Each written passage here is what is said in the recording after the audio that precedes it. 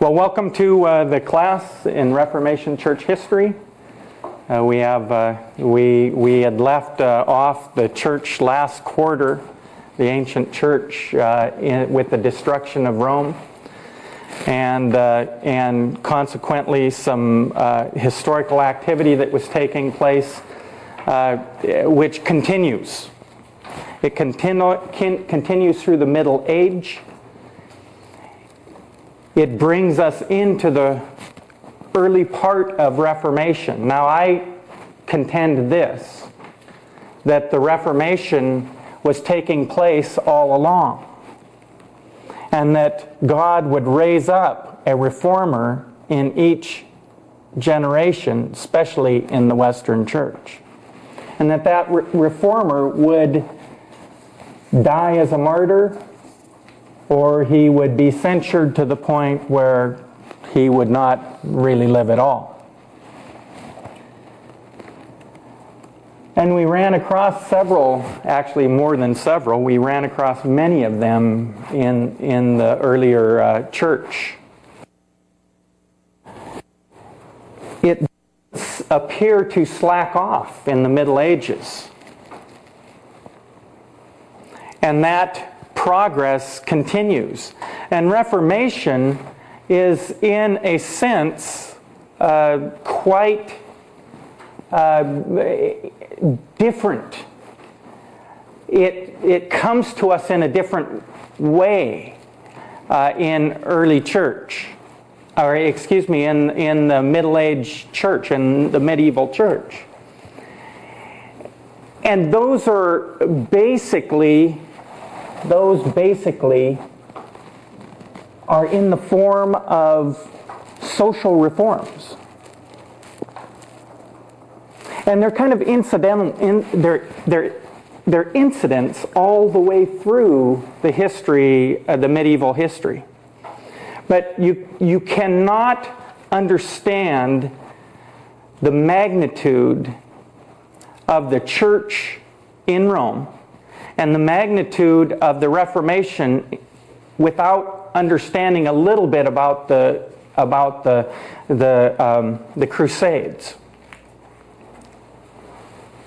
And understanding a little bit about the Crusades will kind of give you several questions that will be raised. One of them is, gee, where are they going to get all of this money to fight a war for 500 years?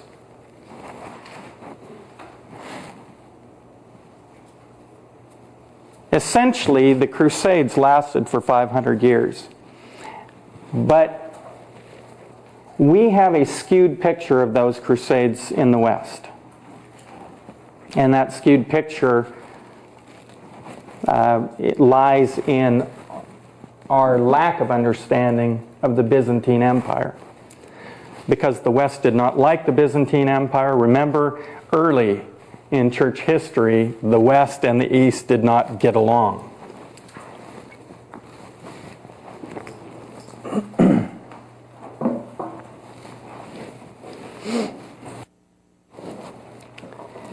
Even as late as 900 in the 10th century, the Byzantine Empire had waxed and waned, but not lost its power. It did not lose its strength.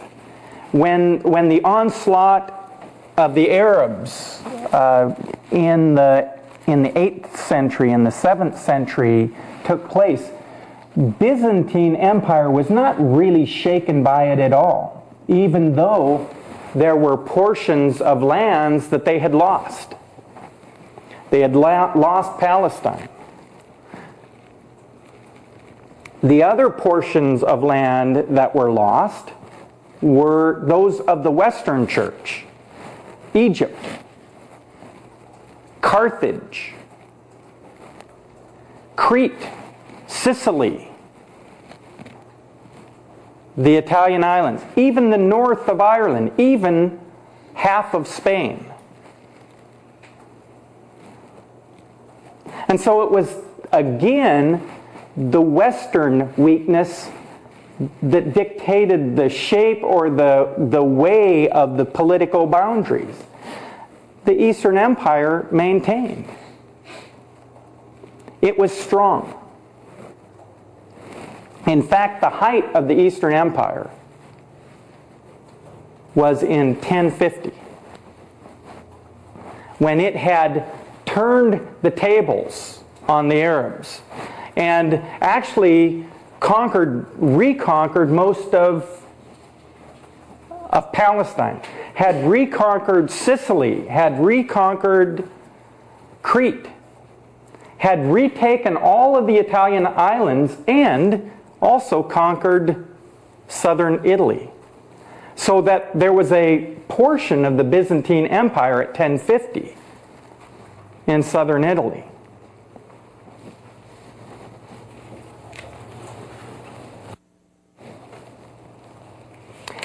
Meanwhile, in the West, because the Byzantine emperors were strong enough to keep the onslaught away of Muslim Arabs,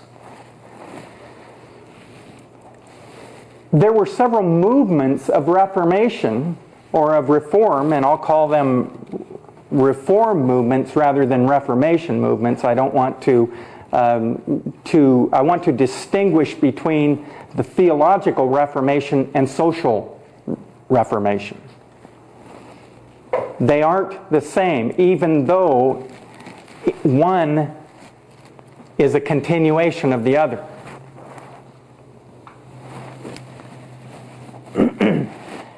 These Reformation movements, or these reform movements in the West, were in the area of peace movements. And I found that very interesting. There were peace movements going on in the West.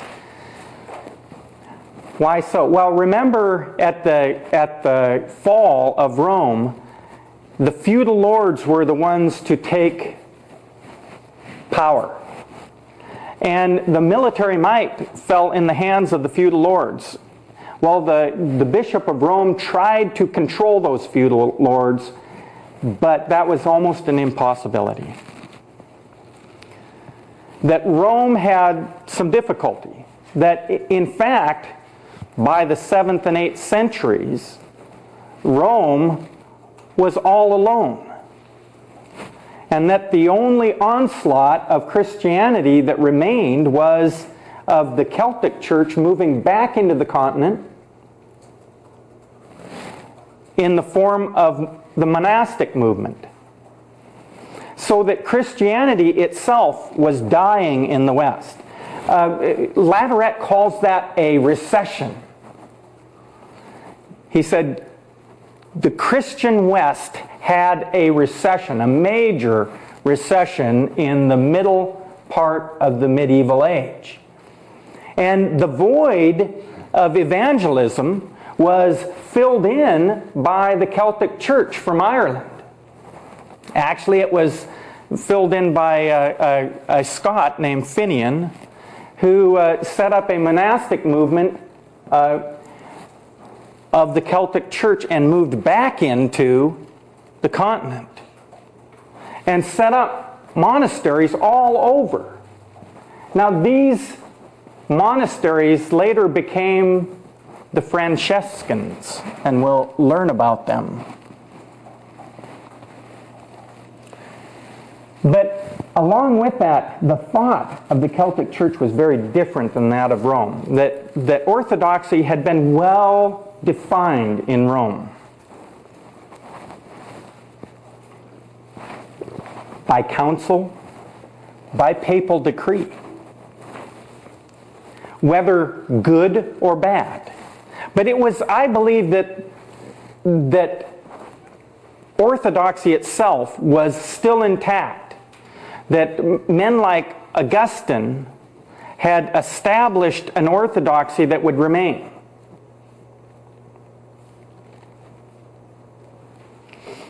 But because the Celtic Church is the new evangelistic agent,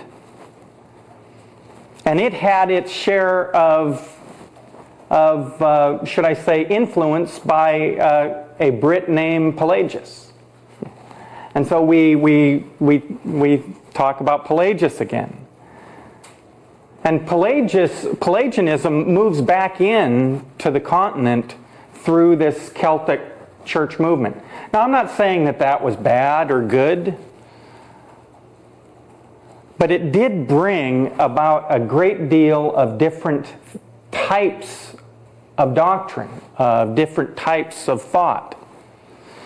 The other portion of this influence of the Celts were to start a peace movement. Remember that Patrick had been appalled at the use of force between Christians to gain land, to gain properties, to gain power, to gain authority, to gain goods, to gain slaves.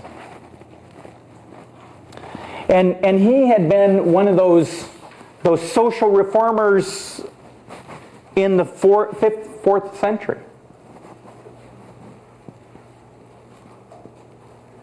But that movement continued, and when it came back into the continent, from these Franciscan monasteries came the peace movements of the 10th and 11th centuries, and there's a bunch of them. 989, Council of Lepoix in France. 1000, Council of Poitiers, resolves that any dispute that is resolved by arms by any noble, that noble would be excommunicated. 1016, Verdun, bans nobles from impressing clerics and peasants to go into war, or bans them from raiding crops or confiscating beasts. 1038, the church is able to raise an army to combat anyone who breaks the peace. Now, the peace movements are becoming much more aggressive. And they end up in Rome. Well, obviously in Rome there's a raising of troops, and we saw this earlier in the late end of the Roman Empire, where the Western Church was able to raise armies to fight their battles. And that became a very much a powerful, should I say, a powerful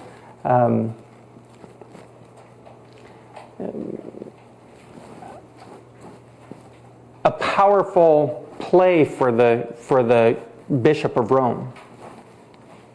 Well, again, he's given that opportunity at this council in Verdun. And he's given this opportunity in 1038 to raise armies to keep the peace. About the same time, remember our good friend Boniface, who had claimed to be Caesar, had claimed that he was the emperor of Rome. Well, this is right about that same time. And he uses this greatly to increase his strength and power. Essentially, what the bishops of Rome were doing during the feudal period was they were trying to keep unity within Western Christianity. And they felt that the only way to keep that unity was by ecclesiastical power. There were a bunch of issues going on. At the time, the ecclesiastical offices were being appointed by the nobles. Well, one of the strengths of the Bishop of Rome would be to gain that authority, to appoint the bishops, instead of have bishops elected. In Germany, it was the election of bishops. Now that in itself is a political reform, because prior to this, it was by church council, wasn't it? And the installation or the removal of a bishop based on church council.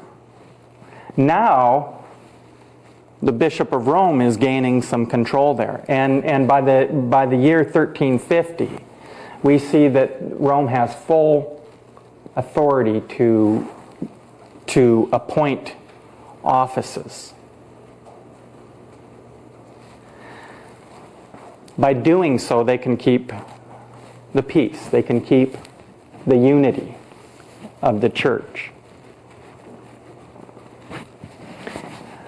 One of the things that you will discover in looking at history is much of this action of man is based on some sort of good foundation. But like anything, a good foundation can go awry. You know, we can see that in our own history. We're no different. And the history of the United States is no different than the history of Europe. Basically, because our foundations is of Roman and European stock. Does that make it good? No, not necessarily. Just look at European history, and it's enough to gag you.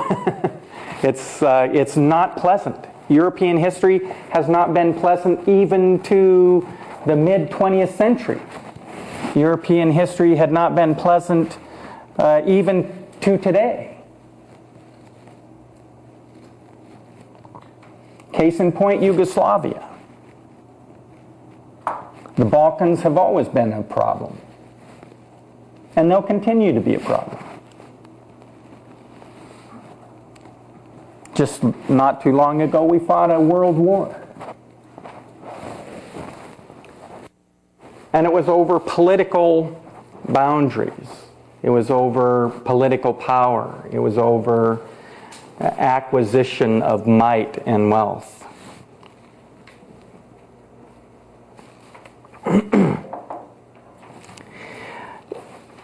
Runciman, in his book, I want to quote from Runciman here. He gives you an indication of the Eastern Empire compared to the Western Empire at this time, and he says, to the country of the West, the Muslim menace was far more frightening than it had been to the Byzantines till the Turkish invasions. And the reason why he says that is this, that the Arabs were basically Hellenistic. They were Hellenized peoples. They were of the old Egyptian, Hellenistic, the Palestine, Hellenistic.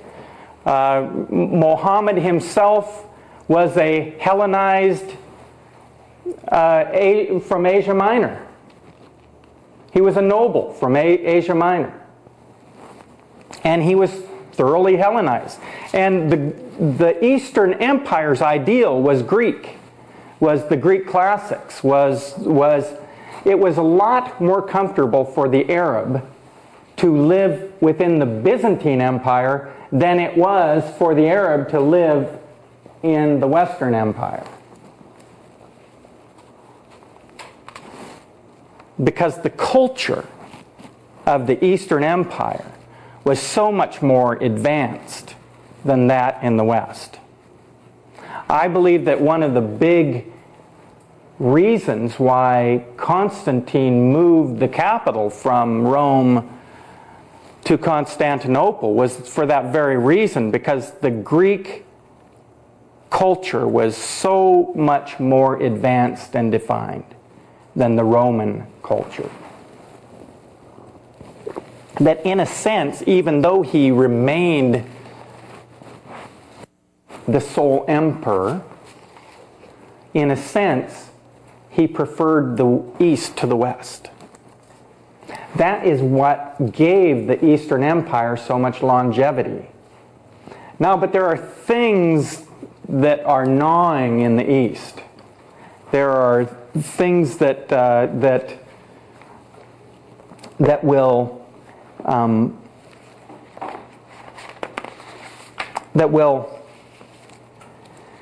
become points of contention and weaken the East. And it's all things of philosophy. It's all things of thought. For instance,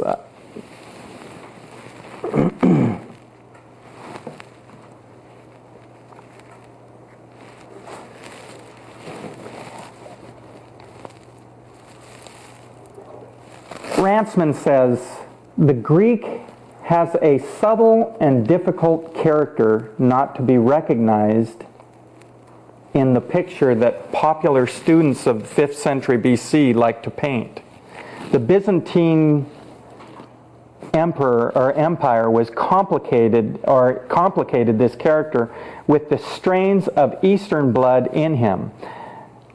The result was full paradox. In other words, there were two philosophical systems at war within one group of people in the Byzantine Empire. That was of the East and of the Greeks.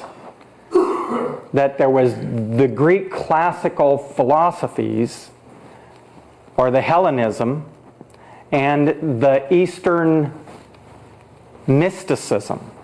This paradox was, to the Greek was very practical. He was businesslike. He was very capable in business. In fact, the Greek economy, the Byzantine economy, was so strong, was very strong. And it controlled that large area. It controlled, even though the Arabs had taken Palestine, the Greek economy, the Byzantine economy, still was pervasive over that society. So that they depended upon the Greek economy to sustain themselves. There was kind of a mutual agreement taking place there. And they too spoke Greek. So their main language was Greek.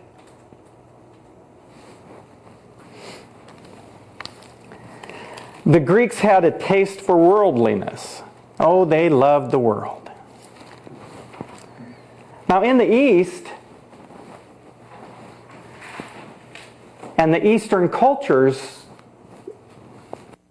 I would describe them as mystic contemplative. In other words, instead of practical, there was mysticism and contemplation. Now it doesn't move far away from Greek thought in that both Plato and Aristotle thought the highest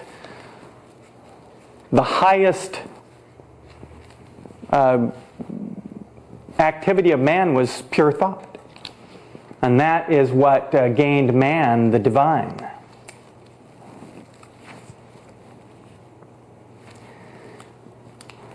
But the East was also very readily available to renounce the world.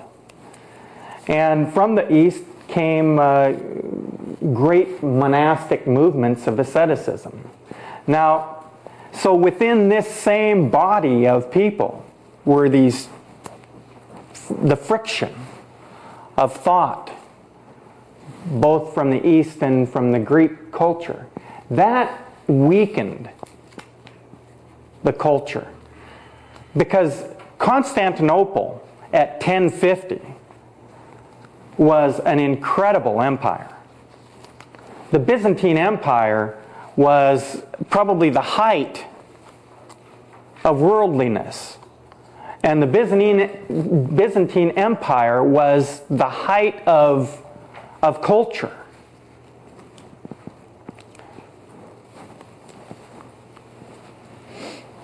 So it, in a way, the minds of the East were fighting with themselves. That there was an internal turmoil.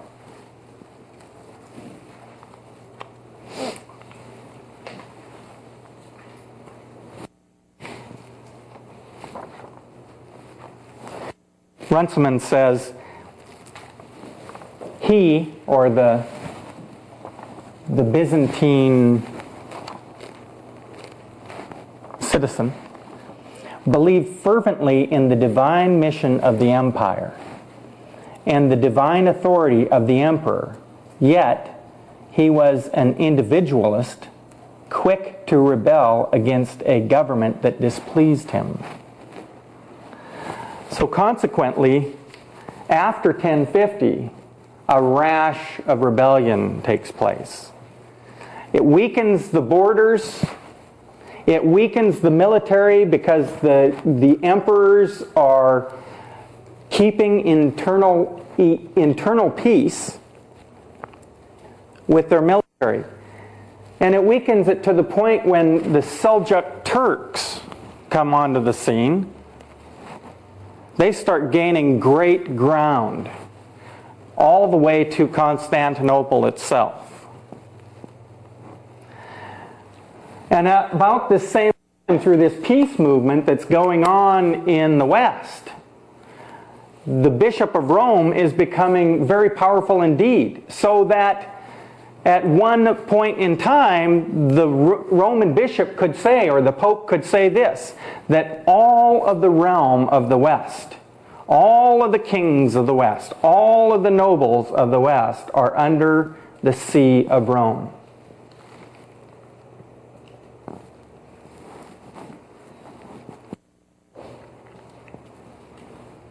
Yet there's still fighting going on in the West. But the fear of the Turks in the West spur some incredible action, and it was called the Crusades. Up until now, the East didn't care for the help of the West. The East and the West were definitely split and would remain split. Now remember it also at this time that the southern tip of Italy belonged to the Byzantine Empire. So there were certain activities going on in those border areas that kept the Pope on his toes.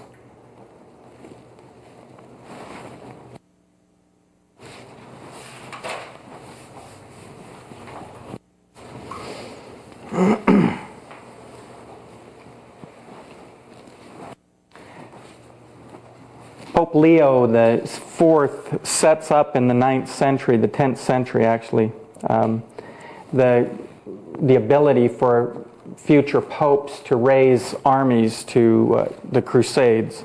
He states, anyone dying in battle for the defense of the church would receive a heavenly reward. Now remember, the Pope has taken on the full Edict of Rome.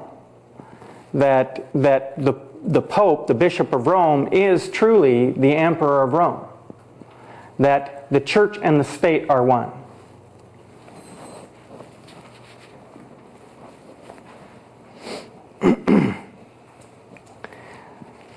John VIII states, the victims of a holy war are martyrs. Their sins are remitted. So now, the Bishop of Rome, by edict and by statement, makes a statement that those who fight in a holy war, their sins are remitted. Now there's something that has changed here. Their sins are remitted. The thought is that in the West, that the remission of sins only happens through the church.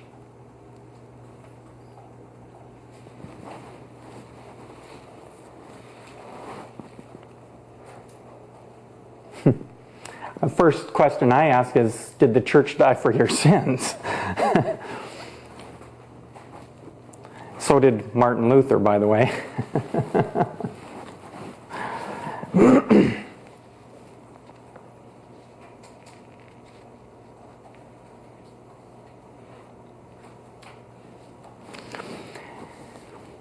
The Turkish onslaught in the East was a problem of state.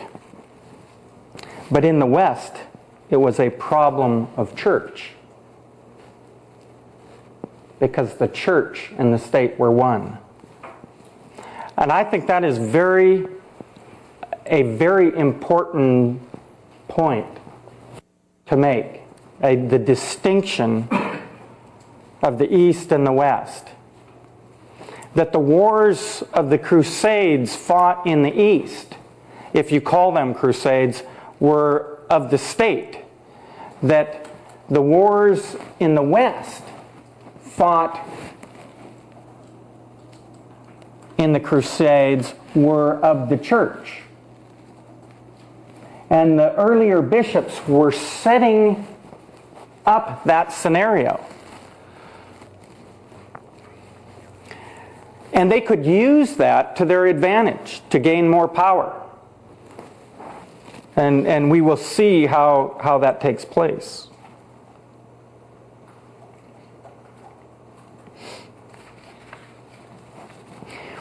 During the medieval period, also the bishops of Rome, to keep unity, would reverse, and I won't say reverse, but would envelop a group of what they had earlier identified as heretics. That there were many excommunications and many declarations of heresy that were reversed. And how they did that without breaking Roman law was by just excommunicating the heretic, not giving him the right of communion with the church, i.e. withholding his salvation, withholding his remission of sin.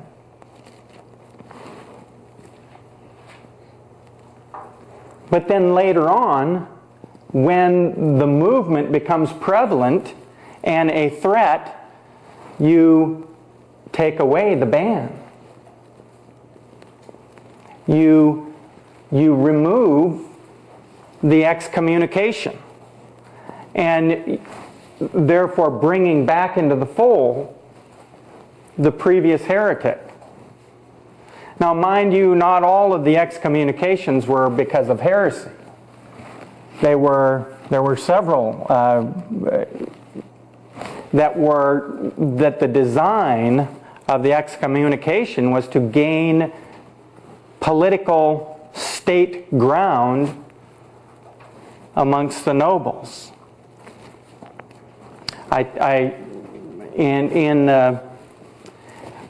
In the 1300s, the excommunication of Robert the Bruce of Scotland, right after the Scots won their independence from England. The Pope of Rome excommunicated Robert the Bruce, later to reinstate him and say that Scotland was independent. But mindful of this, that the kings of England had, in a sense, rebelled from Rome. So the Pope needed an ally on the aisle. And his ally becomes Robert the Bruce. And how do I do that if I'm the Pope?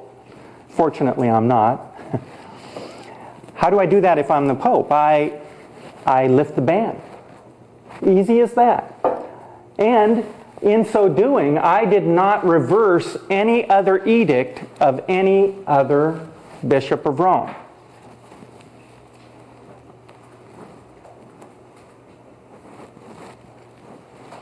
The other ball that is rolling because of this is the notion of the infallibility of the Pope. It becomes a point of debate.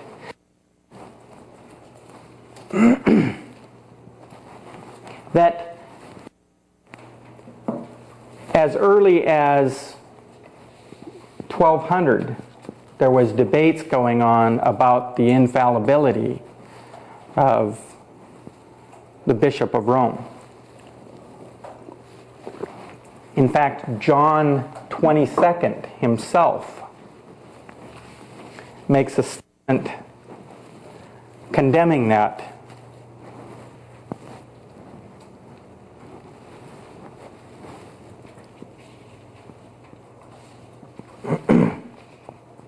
But the debate goes on, and pretty soon that is also something that is incorporated into the church. So that indeed the Pope becomes infallible. Now, I think that John was inclined to not accept fallibility, and that because the uniqueness of the See of Rome in stately affairs, that his direction that he was taking was more to unite the nobles, because he is the Pope that removed the appointment of all bishops and put it into the hands of the Bishop of Rome. So, in other words, he was going about the infallibility issue differently. Not by declaring himself infallible, which he could not do. And we'll talk about the reason why John the 22nd could not jump on the bandwagon of infallibility, because he had a previous pope that was excommunicated for the murder of another pope. And as a result, it would have stricken the infallibility of the papal office, wouldn't it have? So in order for John the 22nd to rectify something in the past that had gone awry in regard to papal authority, he had to excommunicate a previous pope. That pope, none other than Boniface.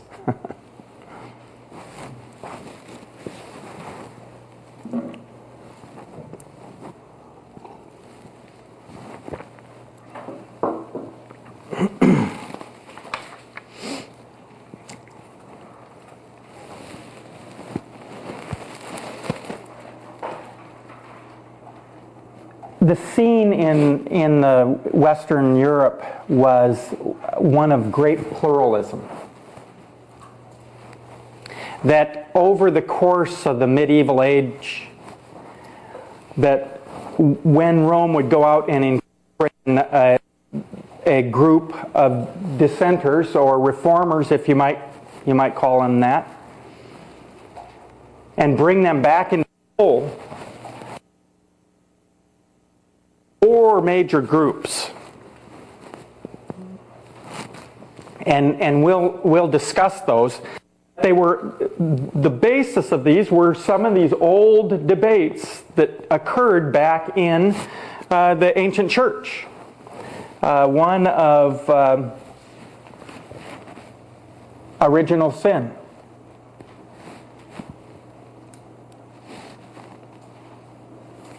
That the debate between Pelagius and Augustine kicks into high gear again.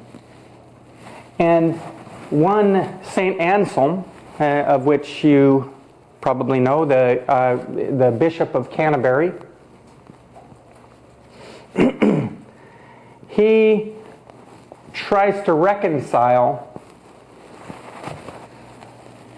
that, and he takes the position of, he writes a treatise on that. It was called Truth and Free Will, and he states that that faith is necessary only to the intelligence of the Christian mysteries. In other words, that man can discover God apart from revelation by reason. And he kicks into high gear the conflict between revelation and reason.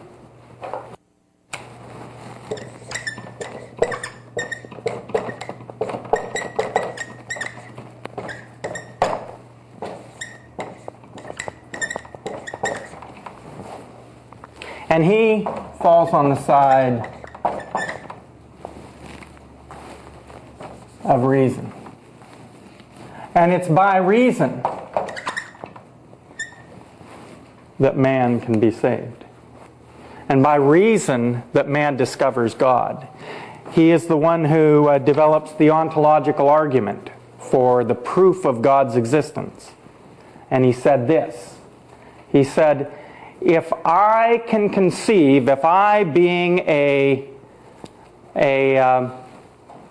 finite man, I cannot conceive of an infinite God because I have no basis, I have no foundation to go from. Therefore, that in itself is proof of that infinite God.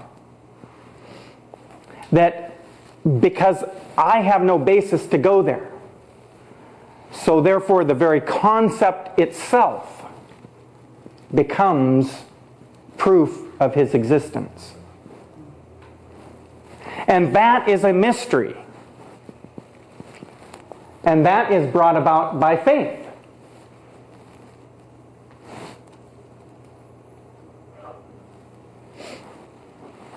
Well, you can see where that's headed.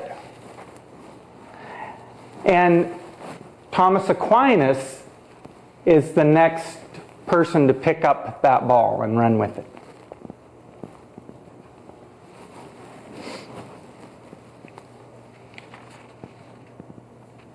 Pelagius believed that the soul, the mind, will, and emotions of man were intact after the fall, that they were not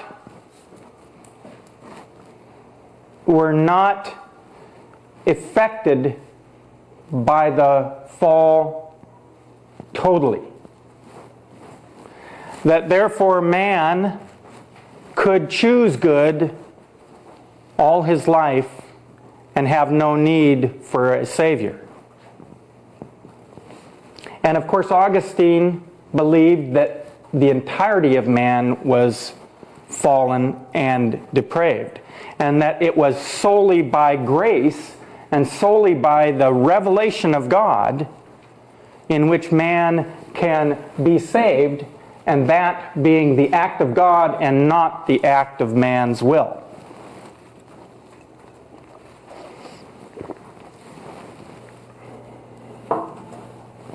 This debate continues. The second area that you see, let me write these down.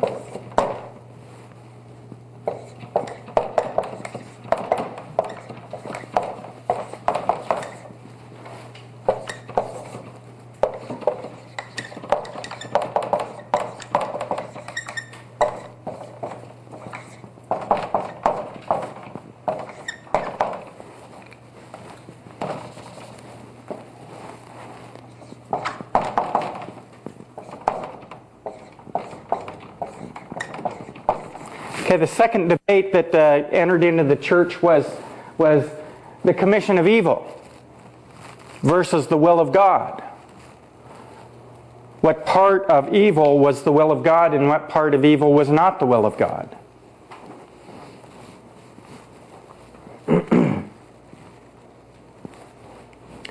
The third debate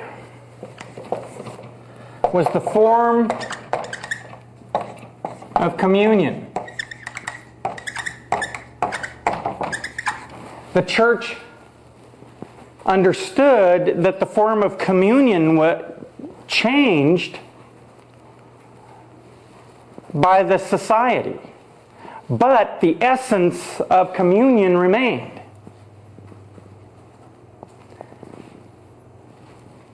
So how much form is universal and how much form is not, is societal?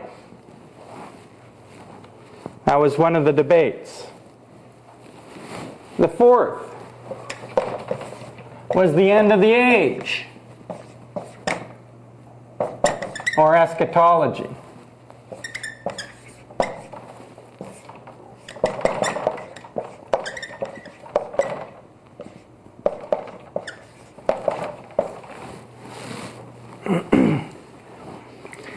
The church was seeing this, that over the course of history, many had declared the end of the world. And it came and went. And continued to come and go. And so the church said, it's not universal.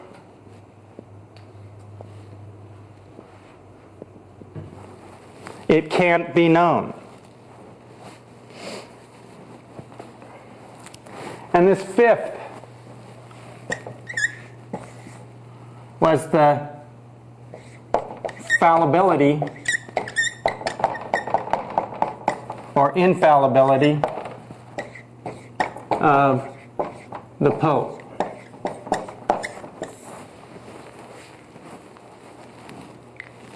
These issues caused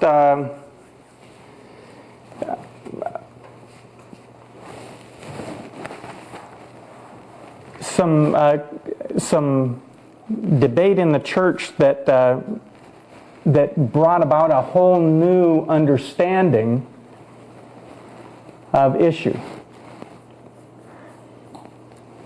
And William of Ockham. He's a nominalist.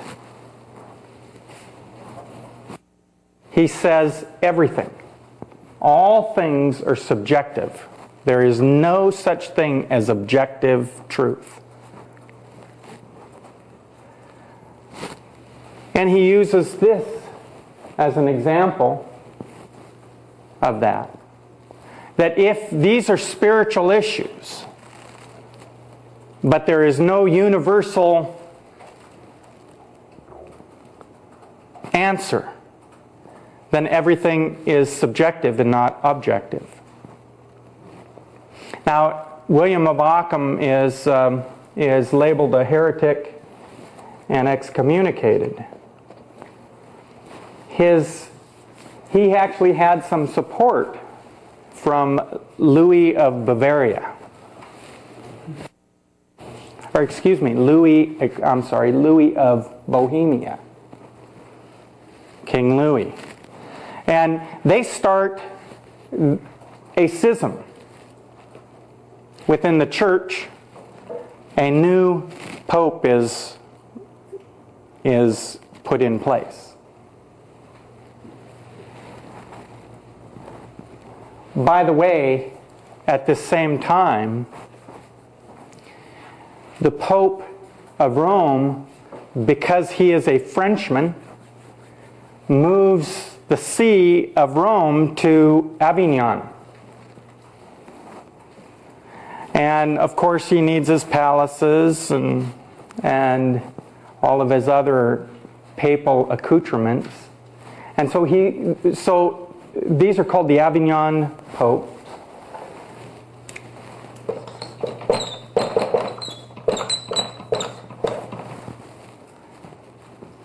reason why he moves from Rome to Avignon is because of wars with Louis of Bavaria and with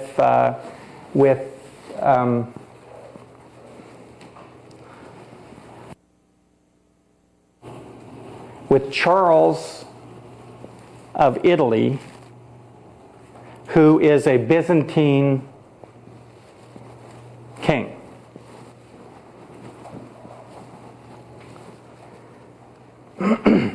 The other reason why he left was because, by the way, this is, let's see, this is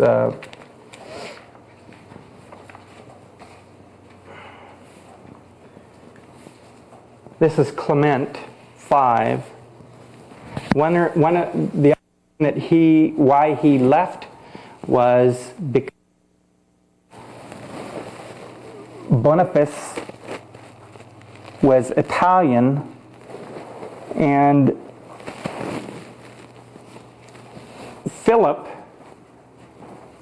King Philip of France, had kidnapped Boniface toward the end of his life, and of which he was excommunicated. The reason why he had kidnapped him was because it was felt that Boniface had killed the earlier pope, who was a Franciscan, who was from France, and so there was a rivalry starting between Italy and France. At this time, the papal see, the Roman see, is split into three ways. So there's actually three popes. Now, all of these kingdoms are going to support these three popes. How do you build a see in Avignon?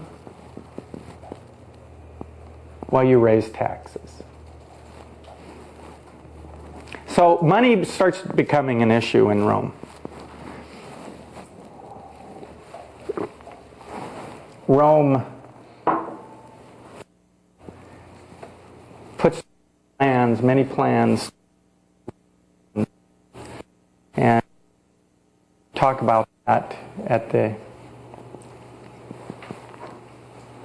after the break.